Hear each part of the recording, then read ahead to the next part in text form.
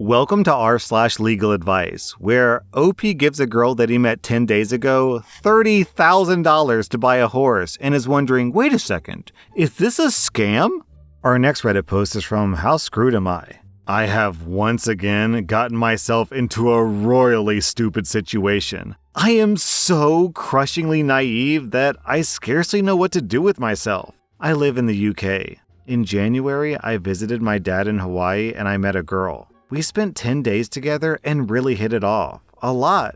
We fell for each other. A few weeks later, a big opportunity came up for her. She saw a listing for a horse that would be perfect for her Olympic ambitions. She didn't have a spare $30,000 lying around, and I have more than that in savings, so I offered to lend her the money. Did I draw up a legal agreement with her? Of course not. Now, 3 months later, things between us are tense. She's pulling back from the relationship. We've gone from speaking for hours every day to barely every few days. She wanted to have an open relationship, and so did I, so we opened it up. But now she's seeing a guy that she met on the island. She's going home to the mainland US in a few days, and she's going to fly out with him for a few days. I'm due to go visit her in almost exactly 3 weeks, so this will likely mean that she'll have been back only a brief time before I get there. I'm completely tied in knots over this. I feel like I'm acting like a weak doormat and just letting myself be walked all over.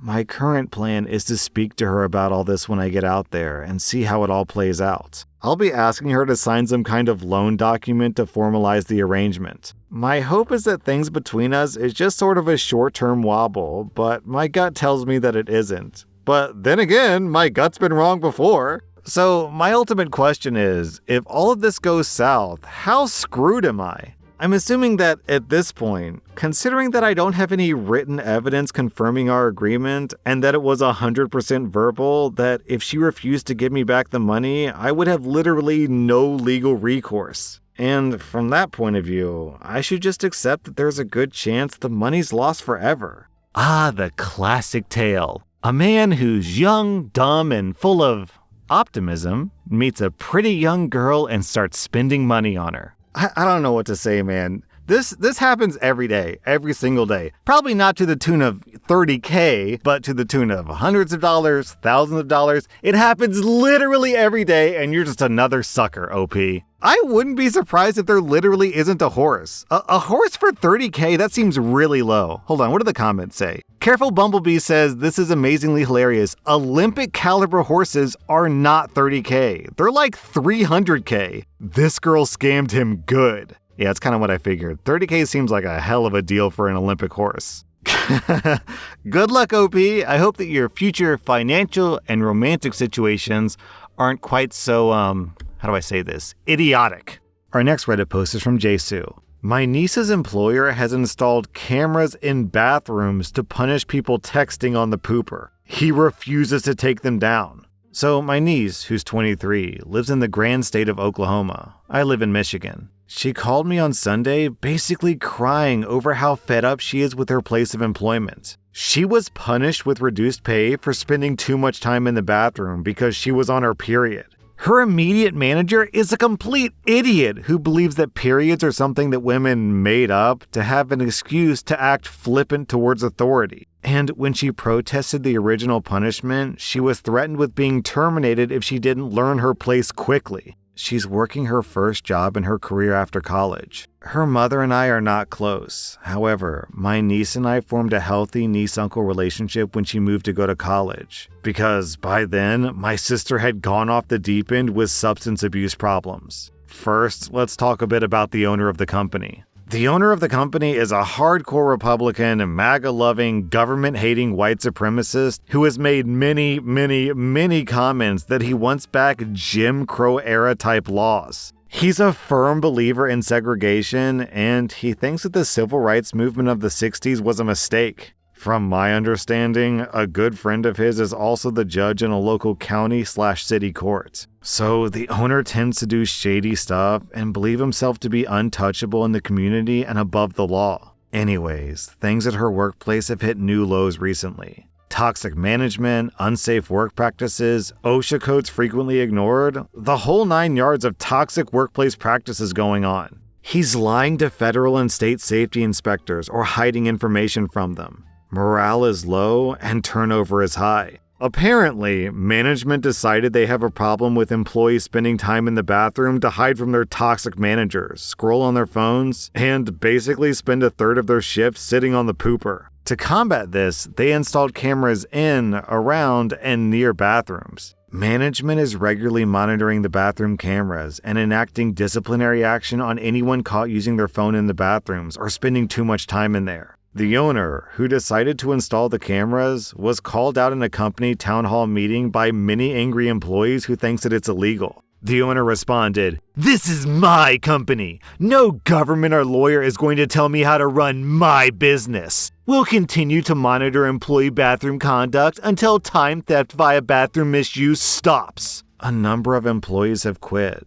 But since this company is one of the main employers in the town, a lot of people aren't able to quit so easily and still pay their bills. My niece is one of these people at the moment, but she's looking for a new job. Our next Reddit post is from Titanic Godzilla. My neighbor is suing me for $235,000 for not walking my child home from the bus stop. I just got served civil court papers and I'm freaking out. The bus drops off the neighborhood kids across the street from my house. At most, the bus is like 40 feet from my driveway. I have a security camera installed. After analyzing the footage, I can see that my son walks across my neighbor's yard, goes to my yard, and comes inside. In the time it takes my son to get home, the bus hasn't even left yet. In all the footage I checked, I couldn't find one instance of my son and my neighbor being on the road at the same time. My neighbor is claiming $159,925 for 5 years of lost wages. Her affidavit states that she can't get a job because then there would be no one to protect my son. And someone needs to protect him from the bus potentially running him over until he's 13. So by her logic, she's charging $20,000 a year for this. She's claiming another $75,000 for emotional distress for herself and her kids. For the trauma being inflicted every day of my son almost getting run over by the bus. The school has never called me. The bus drivers never said anything to my son or I. I've waited for my son at the bus stop before, and she didn't say anything to me. Around 8 different kids get dropped off at that bus stop, and none of the other parents are waiting besides her. I doubt that it's relevant to the case, but this neighbor has some mental issues going on. Her kids aren't allowed to walk on the grass because it might be sprayed with chemicals. She yelled over the fence last year when we had a fire in our yard saying, "The ground is dry, you'll burn the whole neighborhood down, put it out." We also have a trampoline, and she came to our door to tell us how dangerous it was, and it's just a matter of time before someone gets hurt. She also won't use a lawnmower because they're dangerous. She also shovels her whole driveway for hours because snowblowers are dangerous. I once offered to plow her driveway and she said, "Get that machine away from me. What are you, trying to kill me?" I don't know what to do. Should I get a lawyer? Talk to her? Sit at the stop for my son?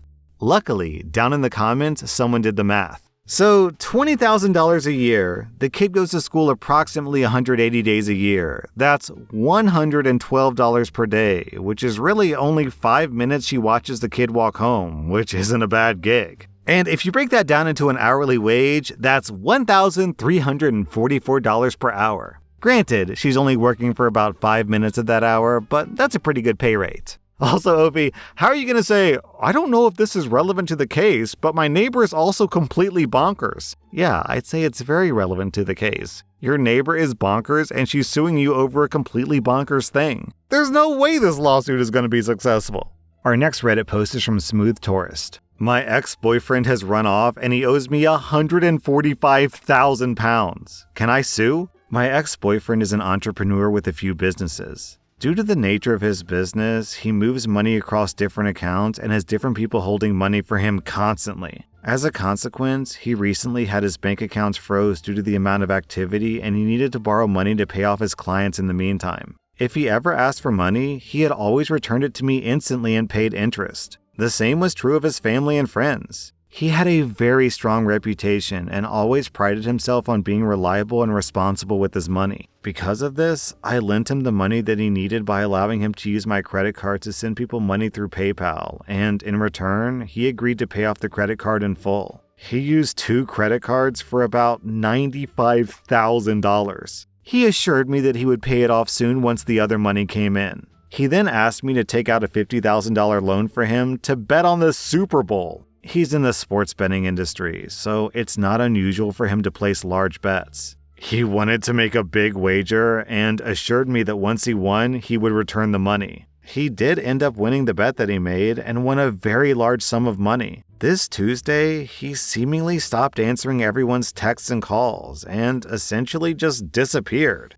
His family, friends, and anyone else can't get a hold of him. After talking to his close friends, I learned that he has also borrowed money from them, and they're all confused and shocked as to what's going on. I don't believe that he'll pay me back, and I'm looking to sue him. I have all of our conversations of him asking me to borrow this money and him admitting that he owes me this money back and him outlining how much money he's going to pay me back, which amounts to $145,000. Do I have a case to sue him for the money that I loaned him without a formal contract in place? As I mentioned, I have proof of our communications and of him admitting that he owes me money through texts, as well as texts from other friends that he's taken money from. I am honestly in shambles because my credit card payments are due soon, and I don't have anywhere near this kind of money to pay them off. I'm really struggling and at a loss. Your advice is really appreciated. Well, yeah, I think you do have a really strong case to sue the guy, OP. The problem is finding him.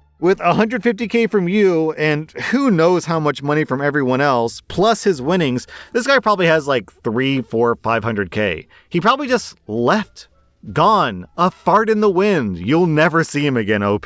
So the difficulty isn't going to be suing him. The difficulty is going to be finding him to sue. Man, this is my first time reading this subreddit. Is this whole subreddit just, hey, Reddit, I just gave someone $30,000 / $50,000 / $100,000 without having a contract or with no real legal agreement in place? Now they're not paying me back. What do I do? Well, I guess the best thing to do is to not give random people your life savings. Our next Reddit post is from Kickerberg. I run a small artisanal fruit farm in France. American TikTok influencers destroyed approximately 15% of my crop. Can I prosecute people in a different country? As per the title, I operate a small fruit farm in France that specializes in rare and luxury oranges and other citrus fruits. These are produced in very small numbers and are sold for very high prices to private buyers, restaurants, and upmarket hotels. About 2 to 3 months ago, about 15% of my crop had been sliced, squashed, crushed, and left to rot on the ground. I talked with local cops at the time, but no one knew what had happened. We suspected that it was local vandals or perhaps migrants traveling north searching for some food.